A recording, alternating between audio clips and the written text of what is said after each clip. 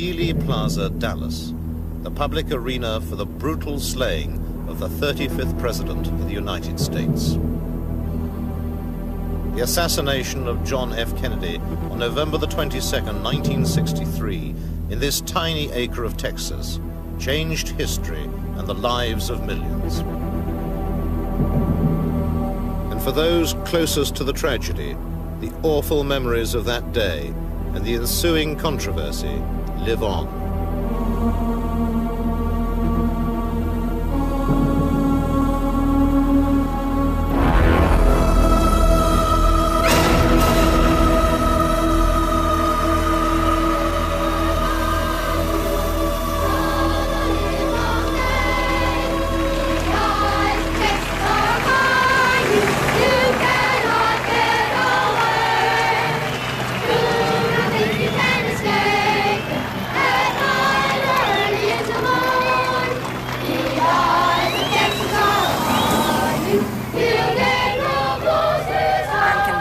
No one will ever convince me any differently that the shots came from the area of the picket fence on the grassy knoll.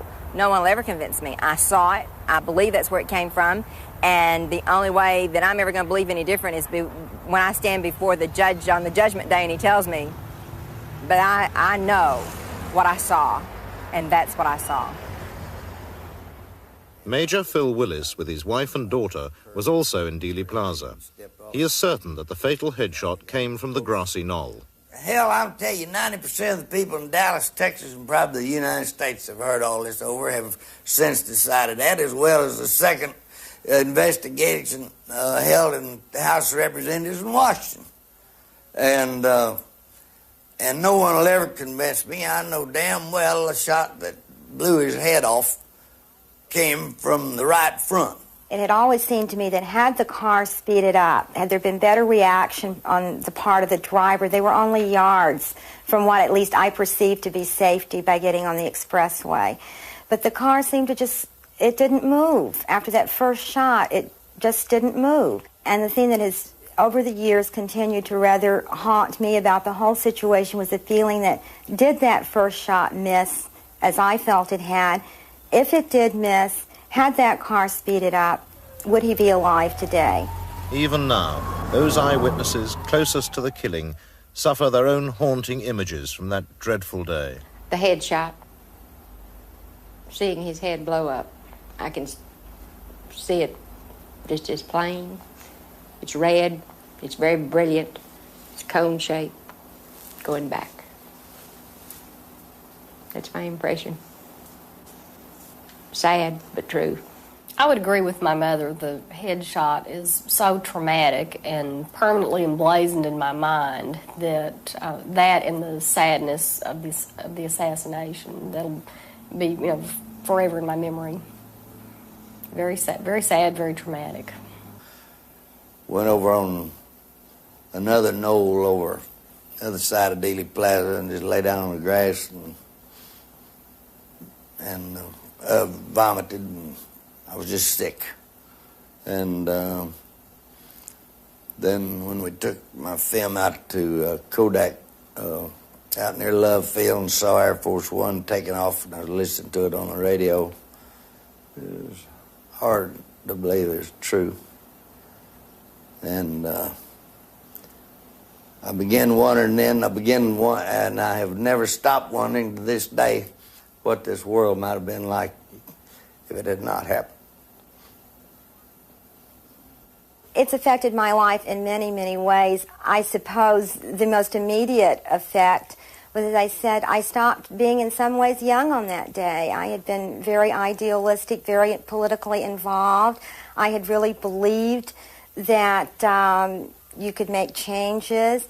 I saw that it didn't really matter what you had or what you did. It could all be gone in an instant, no matter who you were or what you had to offer. It could be gone in a flash. And that's a pretty profound thing to learn at 23 years of age, that it can just end. And for reasons that you have absolutely no control over. So in a sense, I said that was the day that marked the end of my youth. And I remember one line that always struck with me at the time. It said, "The most profound of sin is tragedy unremembered." And I've never forgotten that line, and I feel almost a duty. I don't get on soapboxes and talk about it all the time, but when there is an occasion, and particularly within my own family context, I feel it's very important to remind people what happened, and that it can happen again, and that nothing in life is a guarantee. He wasn't just the president elected by some unknown party out there. He was elected by us, the citizens of the United States of America. He was my president, and I felt very personally violated. And then to see him assassinated that way, so graphically, was horrifying. My president. As the motorcade slowly passed the grassy knoll in Dealey Plaza, the shots rang out, and Kennedy was dead before his car reached the underpass.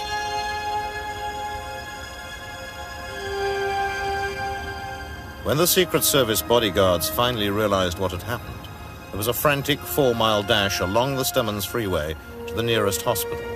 At Parkland, Kennedy was rushed to Trauma Room 1, where surgeons did everything they could to revive him, despite the massive head wound observed by Dr. Robert McClelland. It was not a small opening at all. I would estimate that probably a quarter, or at least a fifth, of the back right side of the skull was gone. I stepped up and looked, and I could see inside President Kennedy's head on the right side near the back. We call it the occipito-parietal area.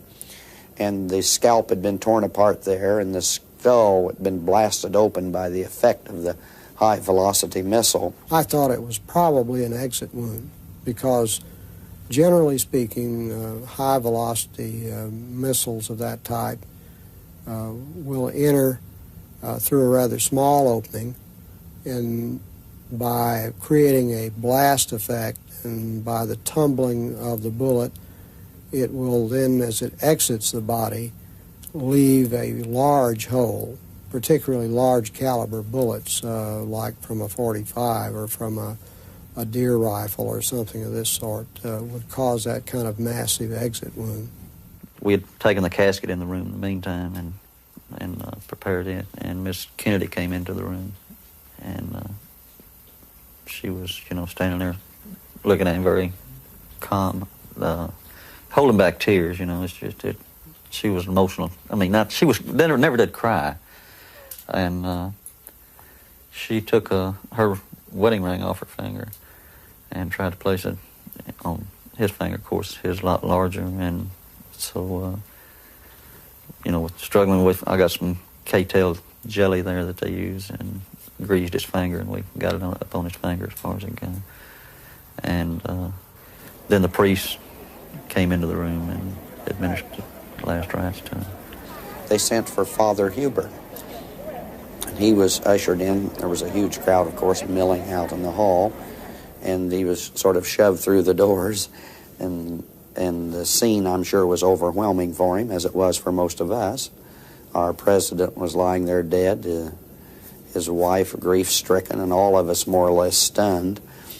And so he came in and turned to his little book and started reciting something which he considered appropriate, and Mrs. Kennedy felt that, probably rightly so, that he wasn't giving the proper phraseology at that time, and she said, no, don't you understand? The final unction.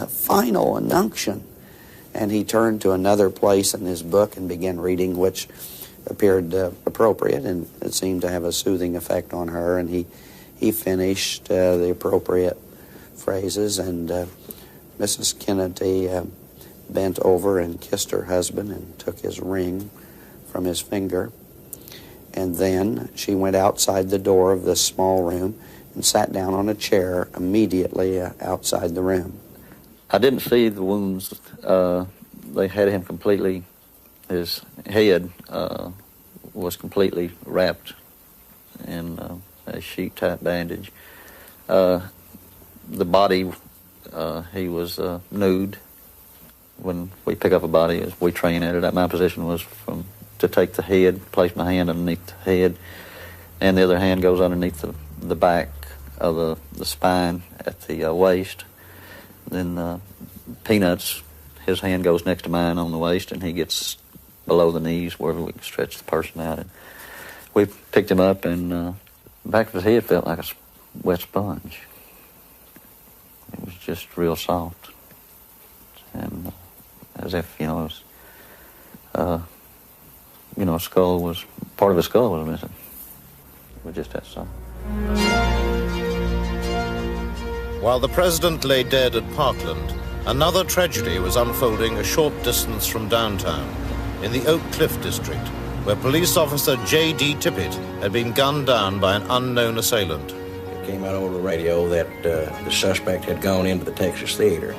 Well, we continued on into Texas Theater, and Kenneth and I entered the theater, and about the time we entered, well, some more officers came in behind us, and there were also some officers around the back. While we were in the theater, probably 150 to 200 people had gathered out front of the theater, attracted there by all the noise. They had been told on television that the president had been shot. At this point, nobody knew whether he was dead or not. All these things happening this close together, they thought probably the suspect we had was maybe connected with the shooting of the president. And so we were hearing yells like, "Get him, let's kill him, let's take him." And we were all thinking, well, we just had to risk our lives and fight over a gun to get the man, and here we are, we may have to shoot somebody else to keep him. When Oswald was first brought into the homicide office, I heard this commotion, and I looked up and I saw him. He was handcuffed with his hands handcuffed behind his back. And at that time, he refused to tell me who he was. He said something to the effect, "Well, you're the cop, you figure it out." Later that day, Detective Rose led a search of the house in Irving, where Oswald's wife, Marina, lodged with her friend, Ruth Payne. 6 officers came to the door, and they said they had Oswald in custody for shooting an officer, no reference to the president, and they asked if they could come in. I asked if they had a warrant, and they said no, but we could get one right away, and they were obviously very tense and nervous, and I, was stunned by their arrival. On Saturday morning, after the assassination on Friday, we went back to the Payne residence in Irving. I had obtained a search warrant from Judge Joe Brown, Jr., and wanted to do a more thorough search than I had previously done of that residence. Some of the items we found in this search was a photograph of Oswald standing in front of a house with a rifle in one hand, a newspaper in the other hand, and a pistol on his hip. At no time did I suspect he had any kind of gun. That picture showed up later with that Marina had taken. I recognized the location as the back of their Neely Street apartment, because she'd taken me out there to pick some flowers to take home one time when I was visiting there in the spring before.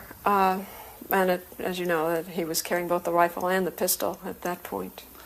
Other items we found was, of course, a small Minox miniature camera, it's called.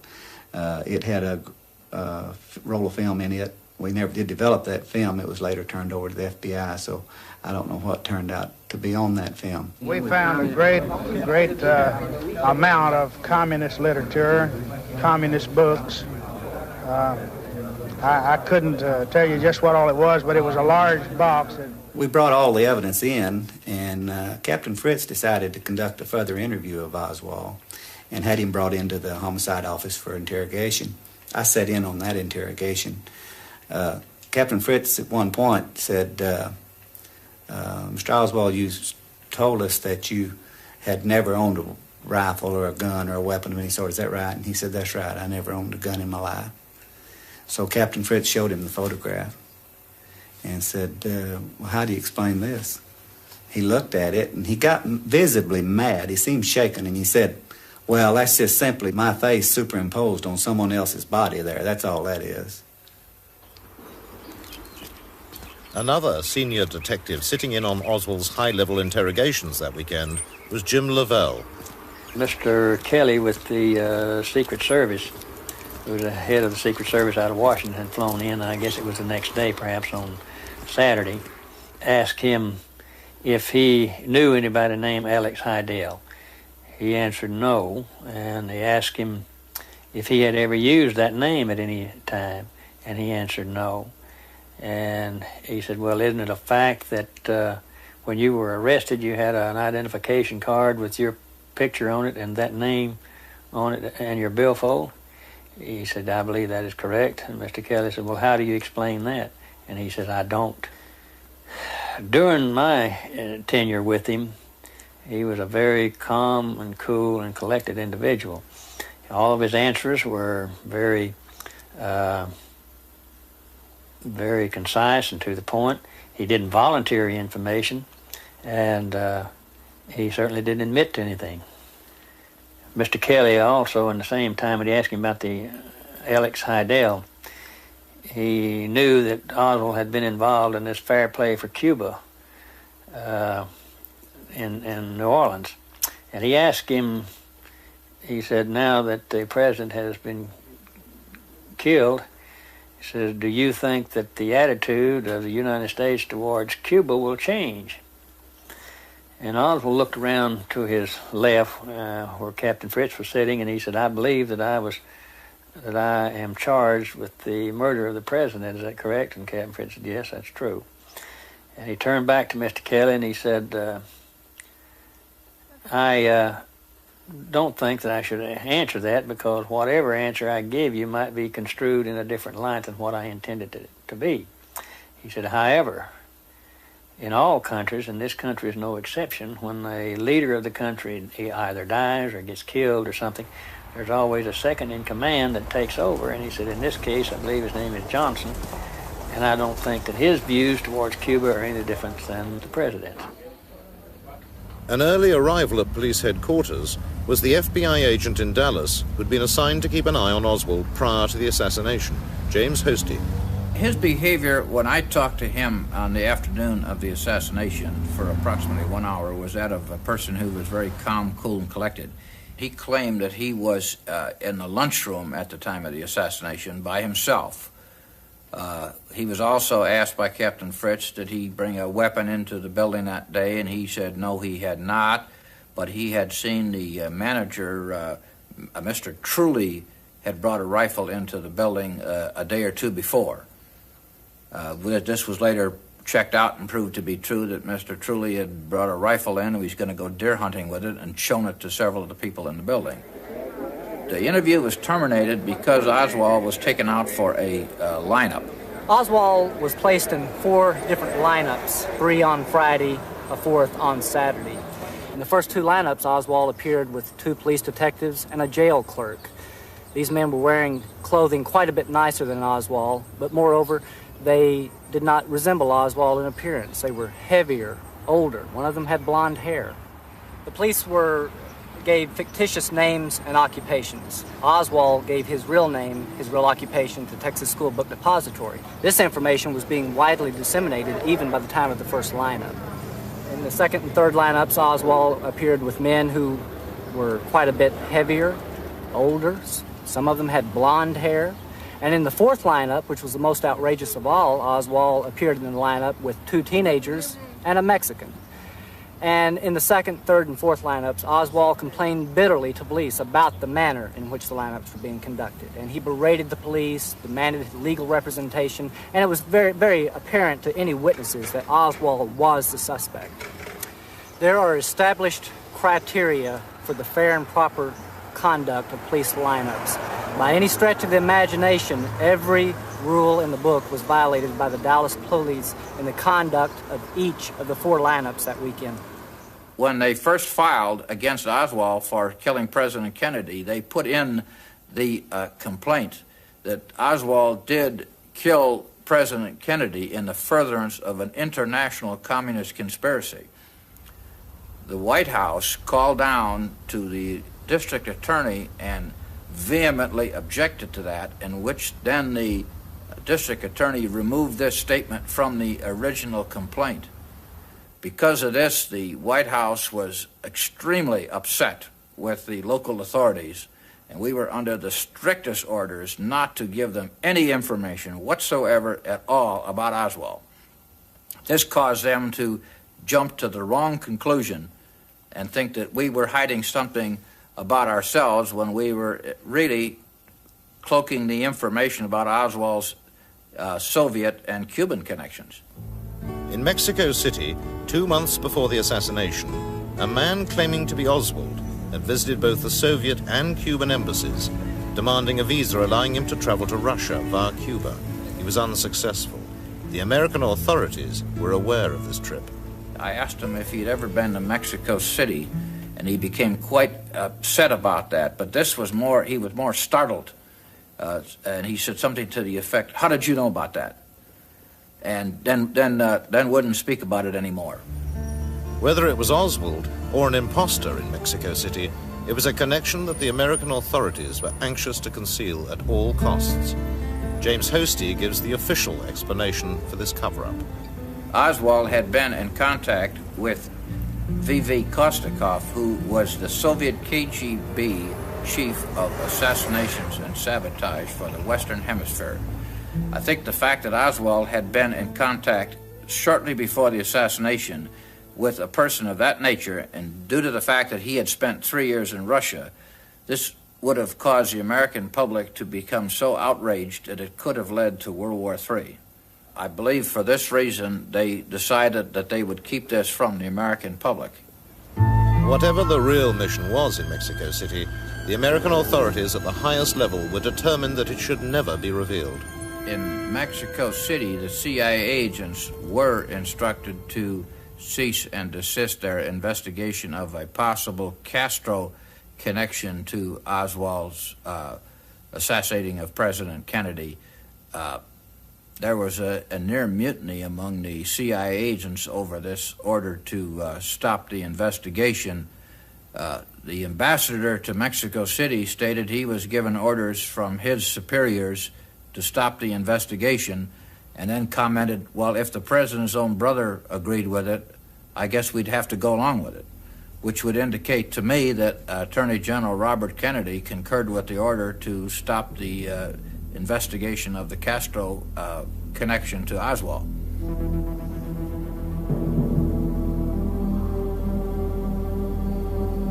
In the holding cells of police headquarters in downtown Dallas, time was running out for Oswald.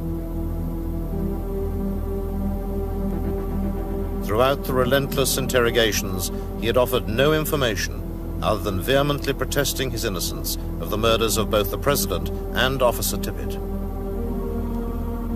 24 hours after his arrest, he was still without legal representation. Oswald called me from the jail on Saturday after the assassination. He actually called twice. The first time in the afternoon, he just asked me to try to reach a lawyer that he was trying to get to represent him. And I said I would, because I thought he should have representation, but I frankly was stunned that he called, that he asked for something from me at that point. That was a very brief conversation, and his voice was very flat, detached, like as if there was no momentous event going on around him or around me.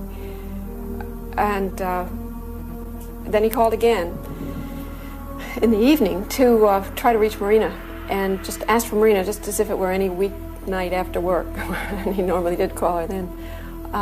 Again, just very detached, very, very separated, it seemed to me, from what was going on. For the rest of that day, and most of the following morning, Oswald's time was filled with more unrecorded interviews with police officials.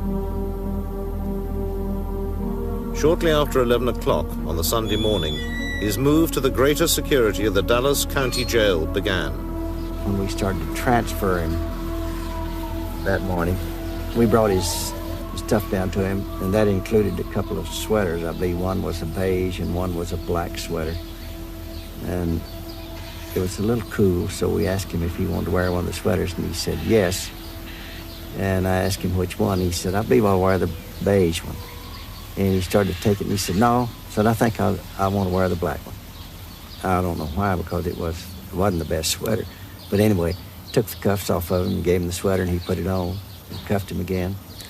And in talking with Chief there, I suggested to him that morning that we take Oswald out of the elevator on the first floor, put him in a car on Main Street where there wasn't any people, and we could be into the county jail before anyone realized that we were transferring him. But he did not agree to that because we were already obligated to transfer him so the press could take pictures and everybody else could see it.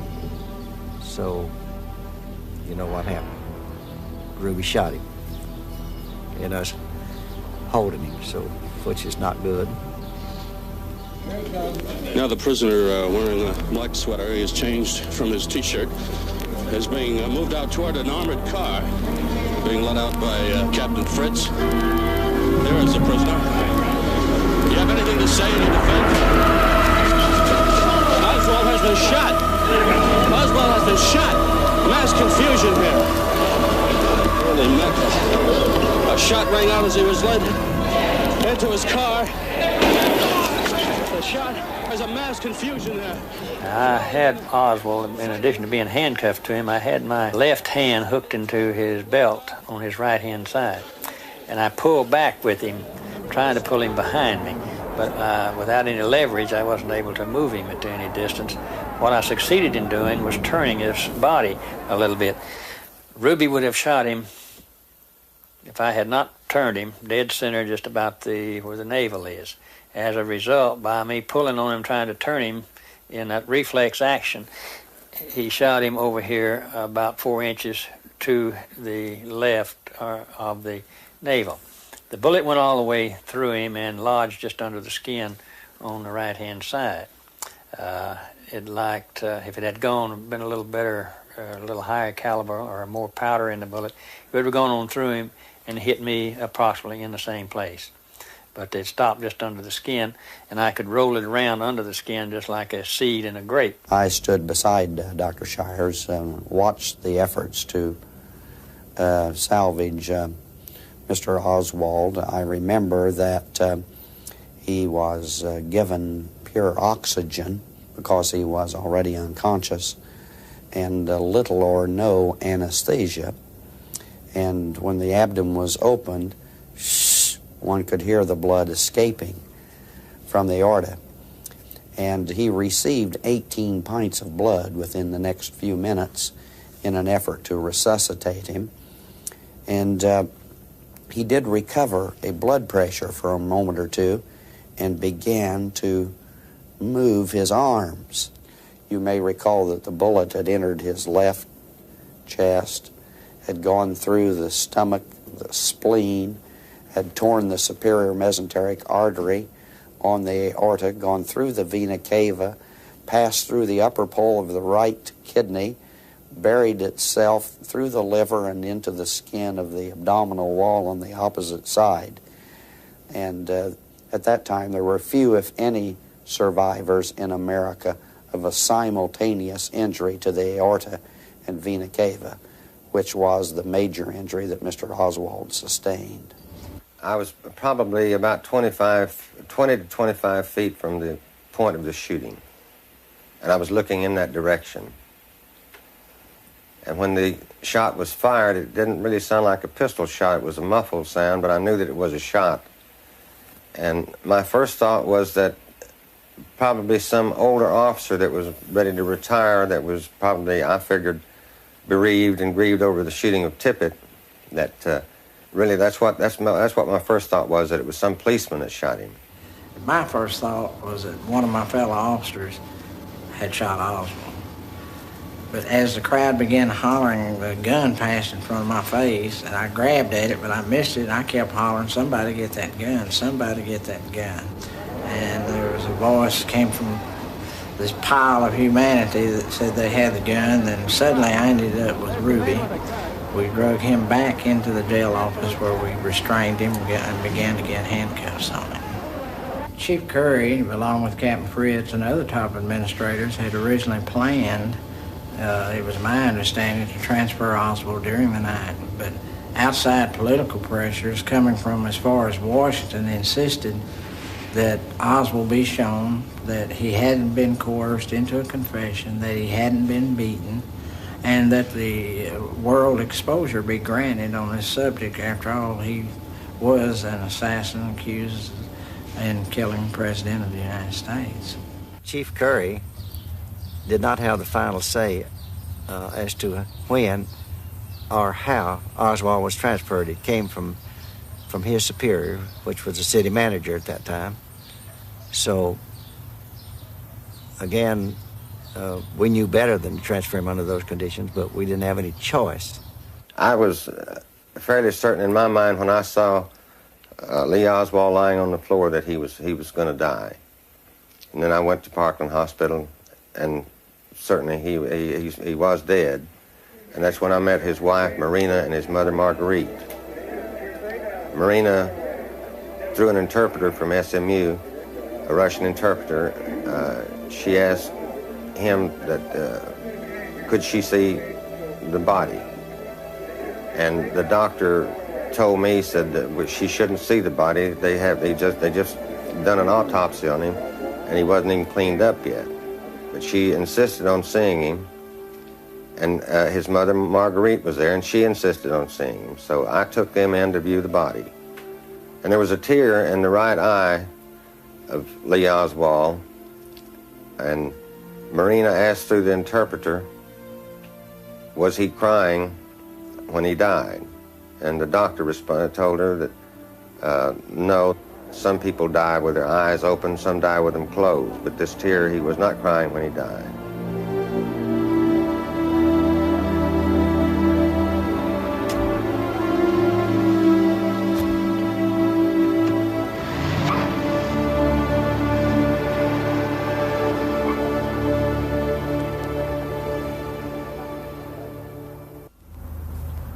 Paul O'Connor was a medical orderly who assisted at President Kennedy's autopsy on the night of the assassination. For many years he was prevented, under threat of court-martial, from talking about his frightening experience. It was such a relief when the House Assassination Committee allowed me to talk. Then I could get it off my chest. It was such a relief to do that. And I'm glad it was brought out of the closet. At least I don't have to walk around the rest of my life bursting at the seams waiting to say, you people don't realize what I did or what I saw. You just believe what you heard or told to believe. And you know he was shot, you know he was dead, and you know he was buried. And that's all the general public knew. They didn't know about what we knew. And that was a hell of a feeling. To carry around with you. In speaking out about what he saw at the Washington autopsy, Paul O'Connor has exposed major discrepancies in the official account of the events of that night, and in particular, the president's wounds. In Dallas, minutes after the assassination, the doctors at Parkland Hospital, in addition to noting a large wound in the back of Kennedy's head, had also observed a small wound in his throat, as Dr. Robert McClelland explains. Dr. Perry told me as I was helping him do the tracheostomy that he had made the incision, which goes this direction across the neck, for placement of the tube in the windpipe, through the little wound that had been in the front part of the neck, apparently about here, and as I understand, nicked the tie a little bit in coming through. And I estimate from what he told me that the size of that tiny little injury on the front part of the neck was perhaps the size of the end of my little finger, very small. What I would usually think about that kind of wound and what I thought about that one from his description of it was that it was most likely an entrance wound. Saw a picture of the throat wound. Nice little neat wound about like this is what they showed in the picture. When it actually was a great big nasty blown out wound. Just a big mess. Why they would say this is what it looked like when it didn't is just beyond me. Because the rendition is just totally fabricated. But the official autopsy photographs are not the only dubious aspect of that night's activities. When somebody is shot and killed, they usually do what they call a legal post-mortem. And that involves plotting a trajectory of a missile, where it comes in and goes out, and what angle it was. And we didn't do any of that at all. They weren't really interested, it seems, on how it happened, where it happened from. Nobody had mentioned whether he had got shot in the front or the back or the side or what. I remember that Dr. Humes was just about ready to pull his hair out because he was a very meticulous person. And he'd start to do something, and Admiral Berkeley would say, "Don't do that," and he'd just tense all up, and we'd have to go to some other procedure. And I thought to myself, this is a very unbelievable, strange night. I felt like I was in some kind of a horror story that was real. But what really scared me was about several days later, after the autopsy, we were ordered into the commanding officer's office, all of us that had anything to do with the autopsy, where we signed orders that stated, under penalty of general court-martial, you will not divulge any information or talk to anybody. That's what scared me. Dr. Cyril Wecht, a distinguished forensic pathologist and a fearless critic of the cover-up, believes the truth can still be established. I think it would still be possible, even today, to determine how, in fact, John Kennedy was killed, to be able to prove that there were two people firing. I would like to see a real murder investigation conducted. I would like to see FBI agents and other law enforcement people going to individuals who are involved in the chain of custody, find out where the brain is, find out where the codochromes of the interior chest wounds are, find out where the microscopic tissue slides are. I would like to see all of the evidence brought together and a thorough scientific analysis undertaken. I would also like to see repeat experiments done shooting a Manicure Carcano with 6.5 millimeter military-type ammunition through goat carcasses and human cadavers to simulate the bony fractures in Governor John Connally, and let's see what those bullets look like. Those things can be done. If they are done, then I am convinced that the Warren Commission report will crumble like a house of cards. And of course, the people on the other side, they're not stupid. They are also convinced that that is what would happen, and that is exactly why such a new investigation is not being undertaken.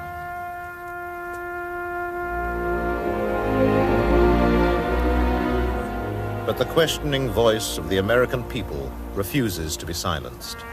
Each year on the anniversary of the assassination, a dedicated band of disbelievers meet on the grassy knoll in Dealey Plaza, typical of those millions of Americans who've refused to swallow their government's official line.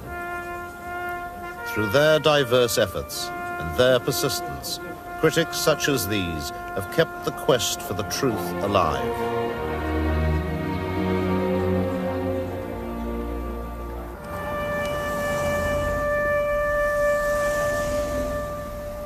As with most people, I believed the Warren report at first. I think we all had to. We needed to know that there was no nameless they that got away with this, that it had been solved. But the more that was written, the more that we learned, the more questions there were. For every question that was answered, there were 10 more new ones that needed to be answered. And I felt that for my own sake, for all of our peace of mind, we needed to know more of what happened to President Kennedy. They didn't tell us the truth. It's a very valid criticism of the Warren Commission that it failed to follow up many, many important leads and witnesses that came to its attention. One of the best examples, I think, is the fake Secret Service man up on the grassy knoll and a Dallas police officer. Within a minute or two after the shooting, Officer Joe Marshall Smith ran up on the grassy knoll following the other witnesses. That's where they all went initially. And Joe Smith pulled his pistol when he spotted a man behind the picket fence up on the grassy knoll. And this was a man dressed in coat and tie. And this man, even looking right into Smith's revolver, said, "Hey, I'm Secret Service." And he pulled out some credentials that, to Officer Smith, indicated that this man was legitimate. Smith left him alone and went away, investigating other areas in the plaza. The important part is that the Secret Service at no time had any agents anywhere in Dealey Plaza, with the exception of the agents who were riding in the motorcade. So here's a guy passing himself off as a Secret Service agent to a Dallas police officer, and there was no Secret Service agent there. The Warren Commission either didn't know that or didn't want to know. They didn't even ask Officer Smith pertinent questions about that encounter. And to me, that's one of the great failings of the Warren Commission, and a typical example how important evidence was overlooked initially or lost at that time. There was some new evidence that came out in late 1976, evidence that I was responsible for, in that the researchers had long been aware of recordings of the Dallas Police Department's radio channels. The department was using 2 at that time. And some interference began just a couple minutes before the assassination occurred. And that interference continued for 5 minutes or so after the assassination, and it effectively blocked all police communications on their main channel. What wasn't known was which officer was responsible for it. My thinking was that if the officer were in or very close to Dealey Plaza, his open microphone may have picked up the sound of the shots. From that theory sprang an investigation by the House Assassinations Committee, and after some digging they found what they thought were the original recordings. They had the scientists analyze the recordings and decided that after some tests and then firing some test shots in Dealey Plaza and recording those, that there were 4 shots fired during the assassination, perhaps as many as 6. And that, of course, proved conspiracy. For 2 years, through political turmoil, the House committee flourished. It investigated areas that needed to be investigated, some that we hadn't thought of before. Others, unfortunately, were overlooked.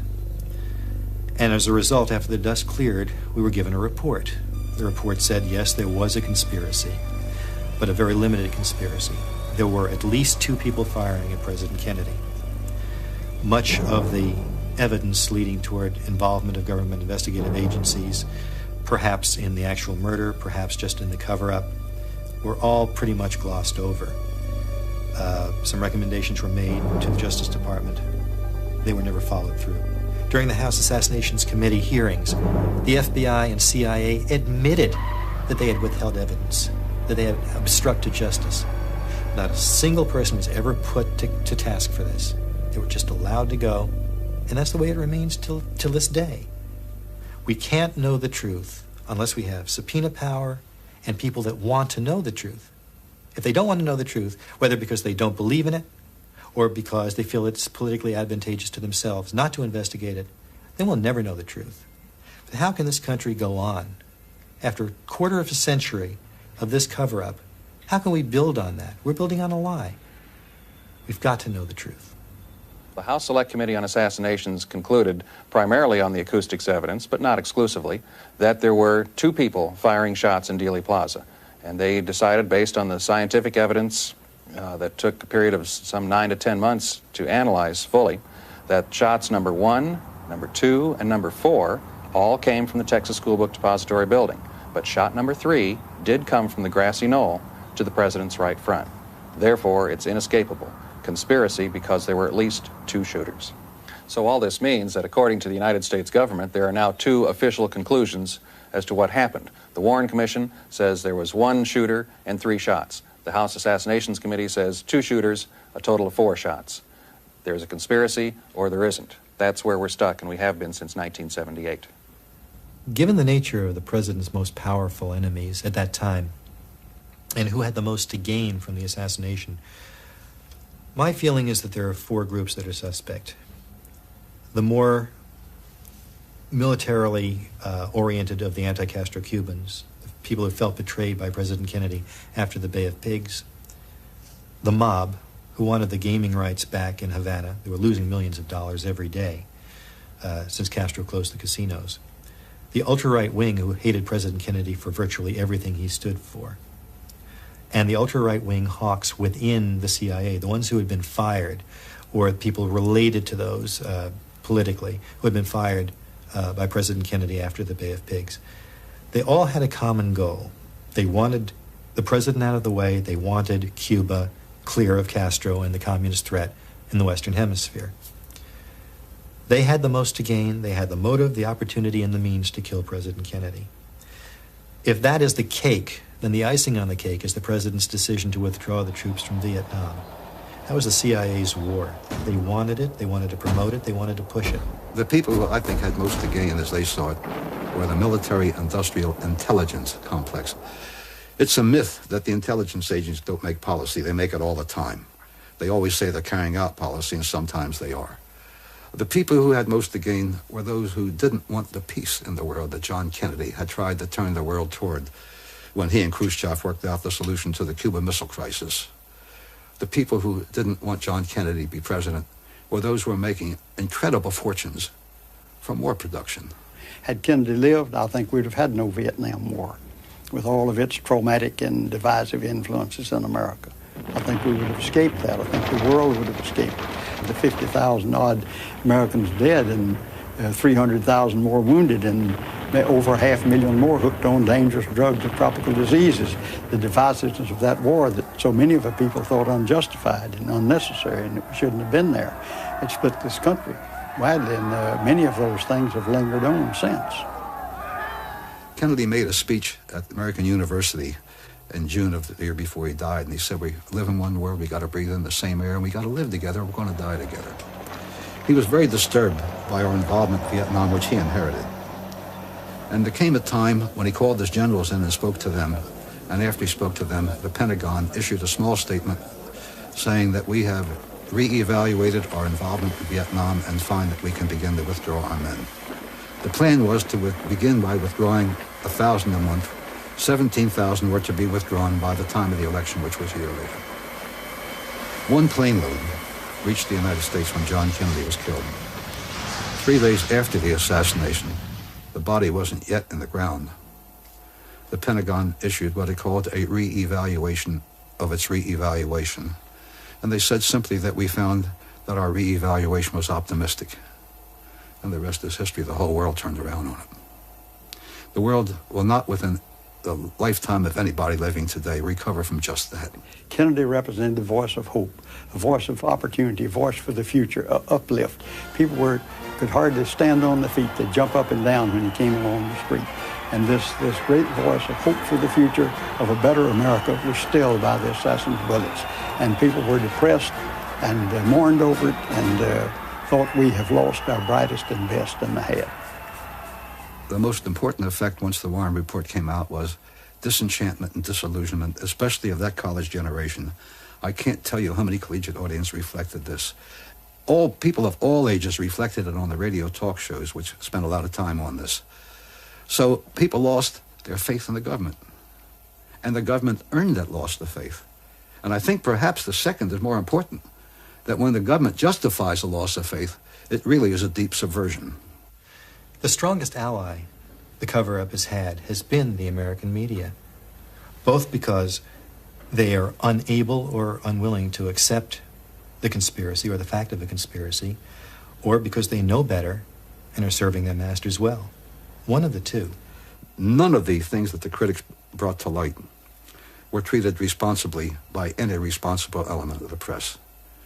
If it hadn't been for the kookiest of all, the radio talk shows, we critics would not have been able to reach the people we did, and they were very important.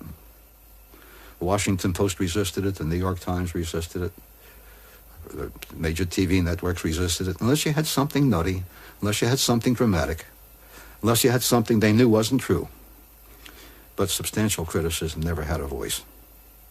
And that's what the working of a democratic society requires. Most of all, when it's a crime of the magnitude of the subversiveness of this one, the assassination of a president. If the press would just open their eyes, if the media would accept the fact of the conspiracy, instead of just arbitrarily disbelieving, we'd have some allies. A handful of critics and researchers in this case have gotten remarkably far on their own. But if the press would just be honest about it and question and do their job, we could learn a lot more. The fact of the assassination conspiracy is beyond doubt. Only the scope is in question. I'm a first-generation American. I'm the first member of my family born at least since the time of Christ. I can't go back to Adam. In freedom. None of my predecessors ever had it. And I've been a writer, an investigator, reporter, a Senate investigator, an intelligence analyst. And the older I get, the more convinced I become that despite all its failings, we have the best system of self-government man has yet perfected, and it's got so many failings. But for the system to work, Those who are responsible for seeing to it that it works have to see to it that it works. In this case, didn't happen. They subverted it instead. The assassination nullified our system, and the investigation nullified our system. My investigation has been different than that of others who are known as critics, because mine is a study of how the institutions of our society worked at the time of great crisis and since then. And obviously, the conclusion's obvious. They all failed. All, on all levels.